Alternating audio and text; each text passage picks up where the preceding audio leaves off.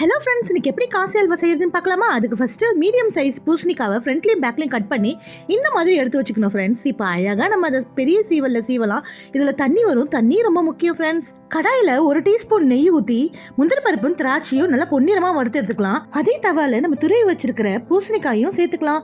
அதில் இருக்கிற தண்ணி வத்தி வேகணும். ஸ்லோ அண்ட் மீடியம் ஃப்ளேமில் வச்சு வதக்குங்க. இப்போ 1/2 கப் சக்கரை சேர்த்துக்கலாம். சக்கரை ஆட் பண்ணதுக்கு அப்புறம் பார்த்தீங்கன்னா நல்லா இலக ஆரம்பிக்கும். கைவிடாம நல்லா கிண்டுங்க. கொஞ்சம் கிட்டி ஆயிட்ட பிறகு உங்களுக்கு கலர் வேணும்னு நினைச்சீங்கன்னா கேசரி பவுடர் தண்ணியில் கலந்து வச்சிருக்கேன், அதை ஆட் பண்ணிக்கலாம். கேசரி பவுடர் வேணாம்னு நினைச்சீங்கன்னா குங்குமப்பூ கூட இதில் ஆட் பண்ணிக்கலாம். இப்போ நான் வாசனைக்காக 2 ஏலக்காய் எடுத்து வச்சிருக்கேன், அதையும் நம்ம இதில் சேர்த்து ஆட் பண்ணிக்கலாம். இப்போ வானல்ல ஒட்டாம சுருண்டு வரும்போது வறுத்து வச்சிருக்கிற முந்திரி திராட்சையையும் ஆட் பண்ணி நல்லா கிண்ட ஆரம்பிக்கலாம். இப்போ பார்த்தீங்கன்னா அல்வா பதம் வந்துடும். இதை நம்ம இந்த பவுலுக்கு ஷிஃப்ட் பண்ணிக்கலாம். இப்போ அந்த பவுல்ல இருந்து எடுத்துட்ட பிறகு பாருங்க அந்த ஷேப் எப்படி இருக்குன்னு.